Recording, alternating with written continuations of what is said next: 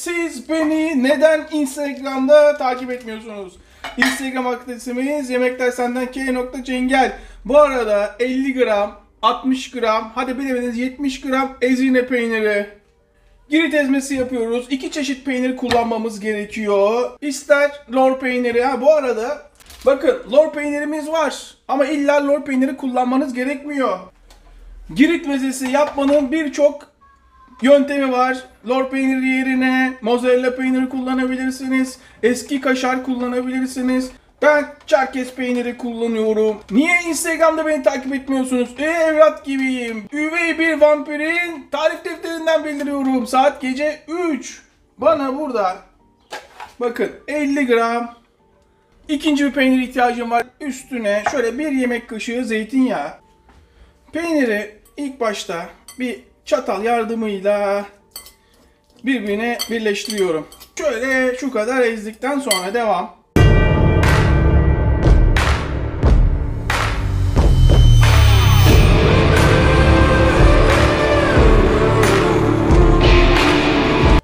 Taze kekik. Koray, niye sende her zaman taze kekik oluyor? Şu bir. Çünkü ben bunları cam önünde saksılarda yetiştiriyorum. 4 dal taze kekik. İsteyen fesleğen kullanabilir ama ben nane kullanıyorum. Tamamen sizin zevkinize kalmış. 1 ve 2 dal nane ama isteyen fesleğen kullanabilir. Nanenin veyahut da fesleğenin kekiği fazlalaştırmak, az koymak size kalmış. Evet. Bu da hemen oyuna. Koray, taze kekiğim yok. Ne yapacağım? Kuru kekik kullanın. Burası ev. Kıracağız, dökeceğiz. Normalde kullanmama gerek yok ama göstermek için yapıyorum. Bir tane sarımsak. Sarımsağınız küçükse 2 tane kullanın.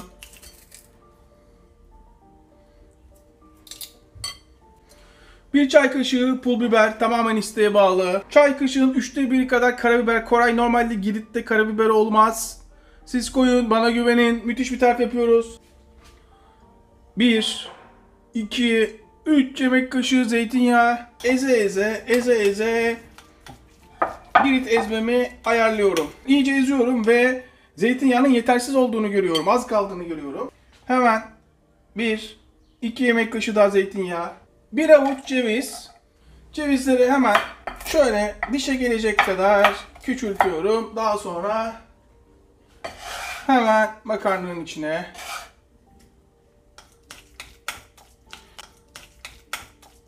geldik esas olana. Sıcak su.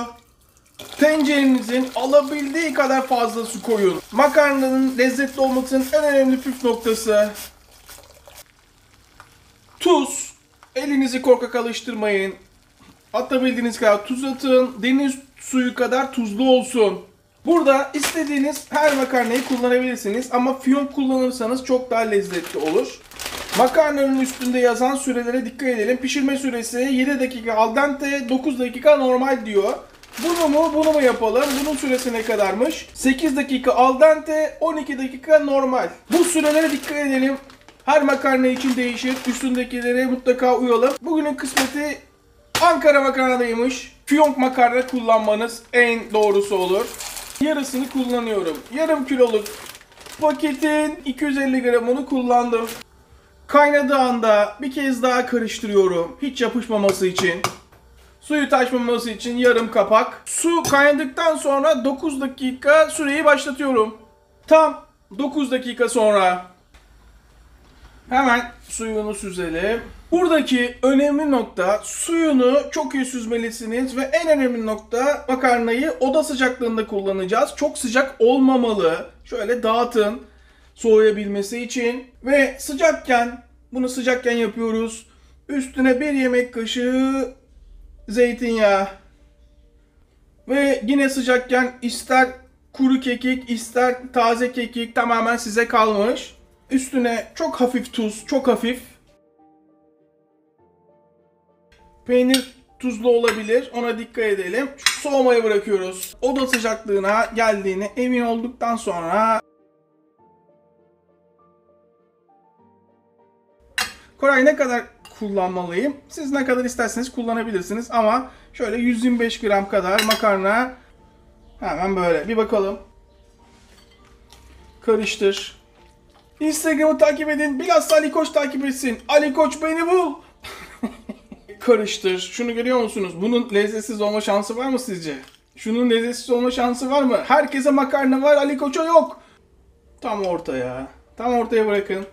Şöyle yukarı doğru bombeli olsun. Üstüne biraz zeytinyağı. Şu an oda sıcaklığında, unutmayın. Buna biraz sağına soluna ceviz. Nasıl gözüküyor? Şunun lezzetsiz olma şansı var mı? Hayatımda yediğim en iyi makarnalardan bir tanesi demezseniz yazın bana. Turşu. Turşu ne kadar isterseniz. İster tatlı, ister ekşi turşu. Turşu gelişi güzel ama benim size tavsiyem kesebildiğiniz kadar ince kesmeniz. İnce keserseniz her tarafa yayılır. Daha fazla malzeme olmuş olur. Hemen içine bir limonun 1/3 kadarı, elinizde varsa kapari, yoksa kullanmayın. Bu da bir çeşit turşu. Şöyle 2 tatlı kaşığı kadar. 1 tatlı kaşığı hardal. Bu hardal kesinlikle mezelere çok yakışıyor. Şöyle 1, 2, 3, 4 yemek kaşığı süzme yoğurt. Süzme yoğurt olmayan ev yoğurdu da kullanabilir ama süzme yoğurt daha yakışır. 1 yemek kaşığı mayonez. Tamamen zevkinize bağlı. Daha çok lezzet verir. İsteyen kullanmayabilir. Bakın şimdi. Dondurulmuş mısır. Mısır kullanacağınız zaman 2 yemek kaşığı kadar ayırıyorum. Herkes genelde konserve açıyor ama bir kaşık kullanıyorsunuz, daha sonra bozuluyor. Oysa ki böyle kullansanız, hatta sıcak suyun içinde bekletirseniz 1 dakika bile sürmez açılması. Bakın oda sıcaklığında suda bile 30 saniyede açıldı. Hemen suyunu süzdüm ve içine tuz. Tuz miktarı size kalmış. Tuzlarınızı girmem. Şöyle bir karıştırın. İlk başta şöyle bir karıştıralım.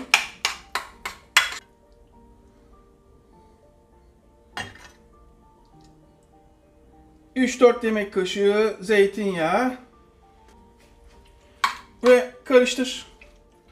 İyice karıştırdığınıza emin olduktan sonra şöyle bir bakalım mı yakından nasıl gözüküyor?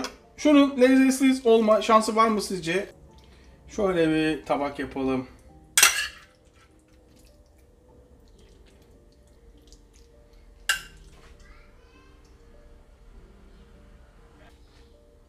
Turşusu gözüme hoş geldi.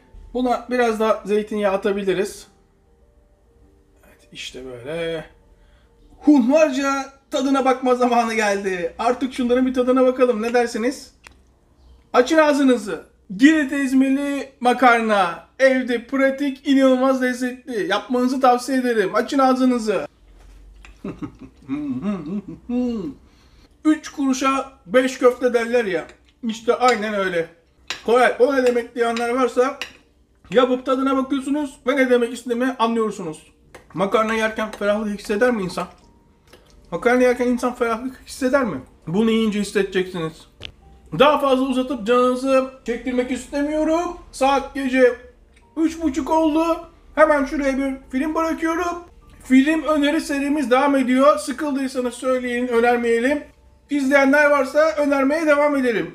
Kara Yağmur, Black Rain, Michael Douglas, Andy Garcia. Michael Douglas'ın en iyi filmlerinden bir tanesi. 1989 yapımı.